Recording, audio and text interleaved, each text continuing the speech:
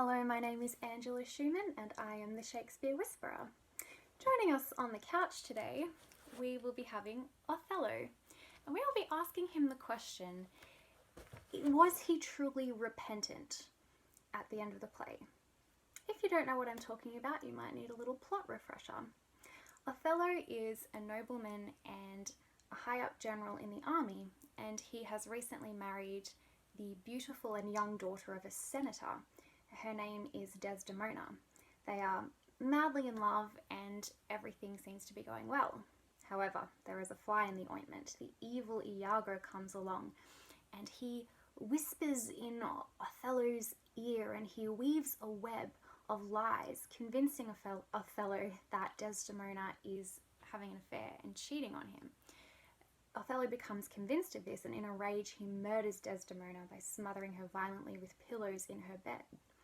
Moments after she has died, which is so tragic, he learns that she was in fact completely innocent of these charges and that he has killed his faithful, beloved wife.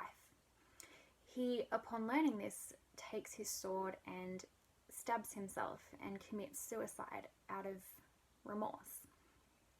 Now, on the surface, when we see this, we think, wow, Othello really understood the horror of what he has done and he really feels sorry about it. However, if we take a closer look at his language, I think that we can challenge this assumption and we may find that that's not the case. So let's have a look. This is right at the end of the play, Act 5, Scene 2 of Othello, and it starts around line 340, depending on your edition. He says, so he's saying this to the people watching, "Soft you, a word or two. I have done the state some service, and they know it." Okay, so that's an interesting way to start off an apology, a sorry, but sure. Don't you forget all the great things I've done for you. No more of that, he says. That's interesting. So don't forget you owe me $30, but don't think about it, it's fine. Is it, you just reminded us of it. Okay, so you want us to remember, like, you've done the state a lot of service, but you're humble. No more of that. We're not thinking of that. I pray you, in your letters, when you shall these unlucky deeds relate, speak of them as they are. So he's very much concerned with how he will be remembered, what people think of him, of his appearances, how his story will be told. Speak of them as they are, these unlucky deeds. Nothing extenuate, nor set down aught in malice. Okay, so he's worried that people are going to exaggerate and represent him badly. That's interesting because you did just kill your innocent wife, but you're worried that people might put a bad tinge on that and might make you seem like the bad guy. Okay. So don't exaggerate anything. Don't change anything out of nastiness. Just tell it like it is. Because if you do that, then must you speak of one that loved not wisely, but too well. Okay, so your problem is that you loved her too much. That's why you murdered her. Again, interesting.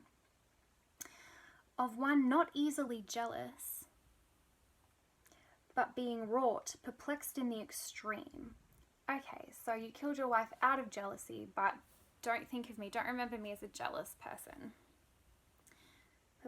Perplexed in the extreme, of one whose hand, like the base Indian, threw a pearl away, richer than all his tribe. So yes, his wife was like a treasure that he has lost. So really, we should feel sorry for him. Of one whose subdued eyes, albeit unused to the melting mood, drops tears as fast as the Arabian trees their medicinal gum. Isn't that beautiful? Isn't that poetic? I can kind of smell the essential oils here and hear the gentle oboe playing in the background. But what that's actually doing is taking our attention away from the murdered corpse, away from the strangled woman, and creating a kind of a heightened poetic feeling that sort of distracts us and puts a fog around it all and ameliorates what's happened.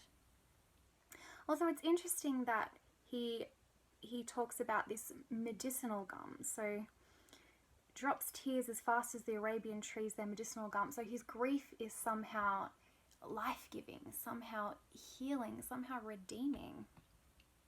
Set you down this, and say besides, that in Aleppo once, where a malignant and turbaned Turk beat a Venetian, and traduced the state, I took by the throat the circumcised dog, and smote him thus, and then he stabs himself. Now that is fascinating. The final thought, the final memory that he wants to create of himself is not when he was the villain, but when he was the hero. Remember me as a hero. I killed the bad guy. I stabbed the bad guy. And now it's as if he's splitting himself. Now Othello is the bad guy, so I will kill Othello. I will kill me, and once again be the hero. I will be the hero that kills the bad guy once again. Remember me as the hero. I mean, I took by the throat the circumcised dog. Strong language. That's interesting because you did take someone by the throat very recently. It was the innocent Desdemona. And yet the image that you want us to all be thinking about is when you took the enemy by the throat. He then stabs himself and finally says, people in tragedies often speak a lot before they finally die. They're very articulate and eloquent. I kissed the ear I killed thee, no way but this, killing myself to die upon a kiss. So, there is one person that wasn't mentioned at all through this monologue, and that is, oh yeah, by the way, Desdemona. You would think if somebody truly missed somebody, if somebody truly had just lost someone that they had loved and lost them at their own hand, their thoughts might be a little bit more on them and a little bit less on my reputation and how this is going to be reported in the tabloids. Food for thought. Is Othello truly sorry for Desdemona and what he's done, or is he more sorry for himself? I'll let you be the judge.